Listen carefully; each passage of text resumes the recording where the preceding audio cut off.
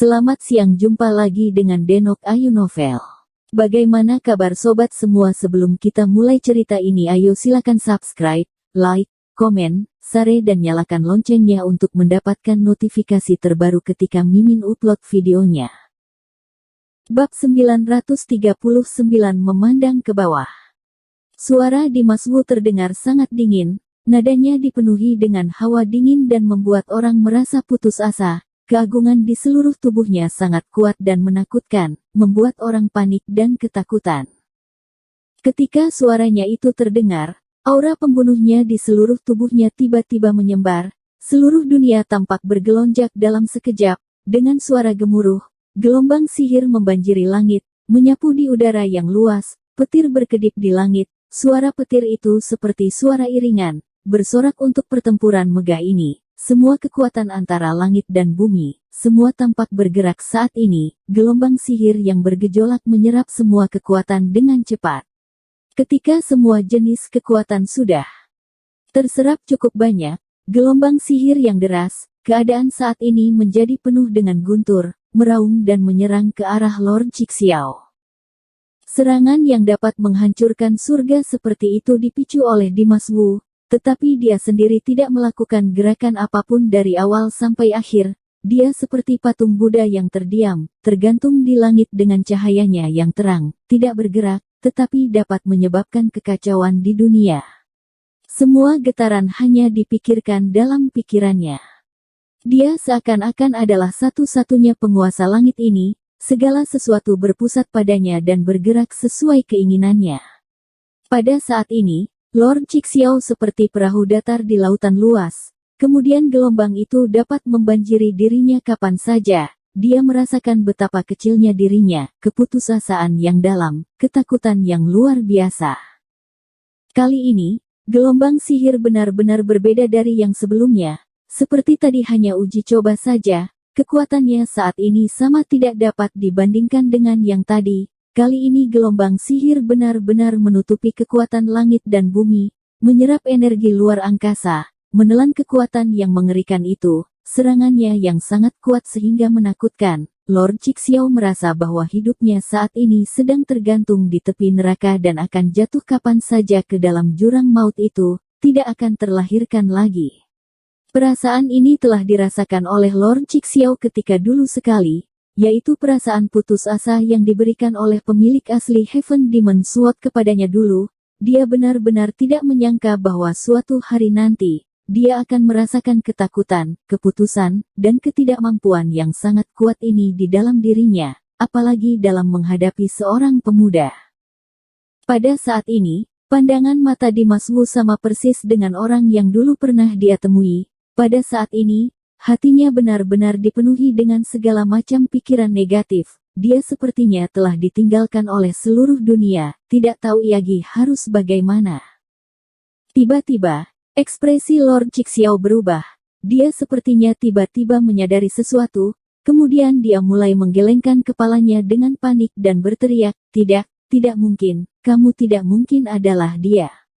Dengan teriak itu, dia merobek semua pikiran negatifnya. Seketika, seluruh tubuhnya benar-benar menjadi warna merah, merah hingga mengeluarkan sedikit warna hitam, menjadi sangat merah hingga mengerikan, matanya berwarna merah, darahnya penuh dengan keganasan, tubuhnya dipenuhi dengan aura menekan yang mengerikan, dan kekuatannya meledak dengan besar.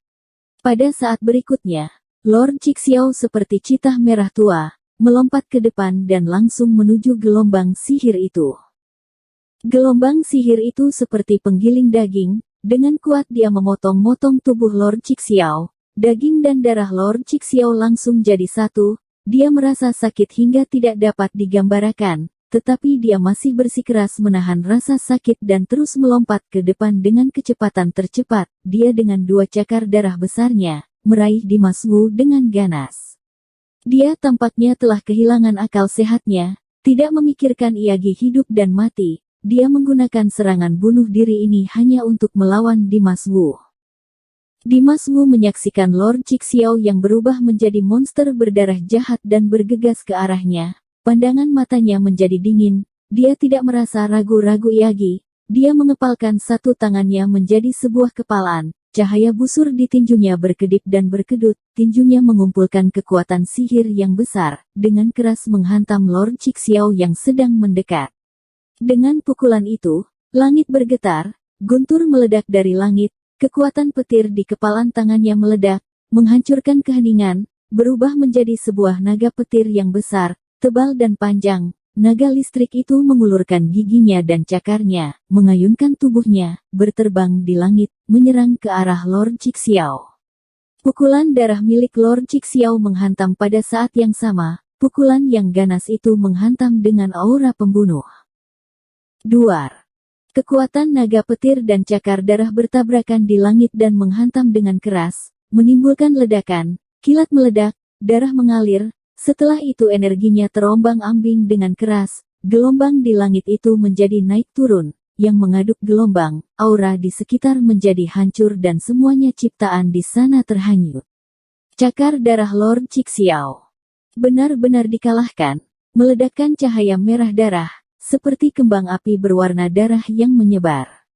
Naga petir yang ditinju di Mas Wu seperti pukulan yang bisa membuat bambu hancur, menerobos kehampaan, menghancurkan segalanya, terus menyerang Lord Cixiao. Lord Cixiao membakar energi darahnya, tubuhnya menjadi merah dan besar, dia langsung dipukul oleh naga petir, terbang terbalik di langit, akhirnya menghantam tanah dengan keras, menimbulkan banyak asap dan debu, membuat suara keras. Pukulan ini adalah pukulan pertama dari Dimas Wu untuk Lord Cixiao setelah menyerap kekuatan petir dari kompas perak. Satu pukulan ini berhasil mengalahkan Lord Cixiao. Serangan terakhir dari Lord Cixiao telah dikalahkan, hatinya sekali lagi jatuh ke dalam perasaan putus asa, tubuhnya yang besar sepertinya tiba-tiba terkuras dan dengan cepat menyusut ke bentuk aslinya, tetapi tubuhnya berlumuran darah dan dagingnya yang tergores, darah dan dagingnya berterbangan, ada sebagian yang sudah hangus. Kekuatan besar Elblis dan petir melukainya dengan parah.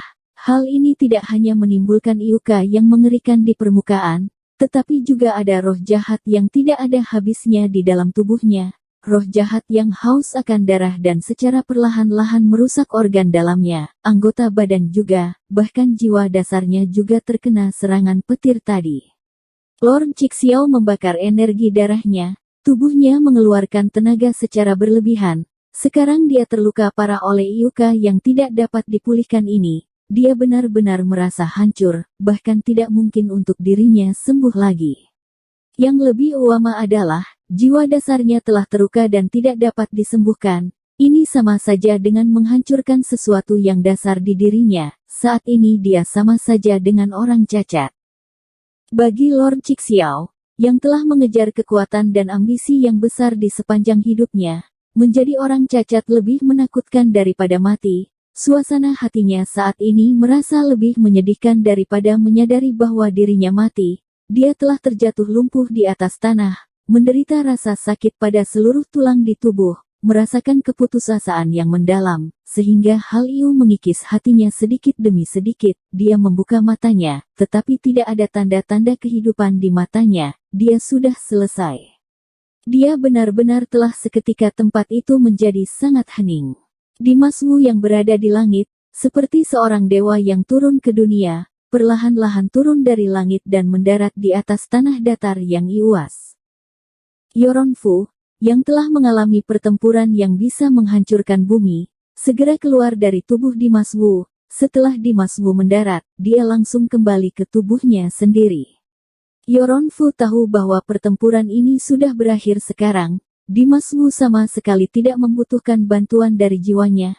Oleh karena itu, dia kembali ke tubuhnya. Karena tubuh aslinya ini terluka parah, tanpa membuang-buang waktu, dia mulai berusaha untuk menyembuhkan cederanya yang mengerikan ini. Mungkin karena cahaya Dimas Wu, Yoron Fu juga menyerap beberapa kekuatan petir. Dia juga menjadi lebih tangguh. Sekarang dia mampu memperbaiki luka serius di tubuhnya. Dimas Wu tidak peduli dengan Yoron Fu, dia mengambil langkah dan berjalan ke arah Lord Cixiao. Dengan pandangan ke bawah, dia menatap Lord Cixiao, kemudian berkata dengan tenang, apakah kamu masih ingin menghisap energi darahku dan merebut Heaven Demon Sword dariku? Bersambung.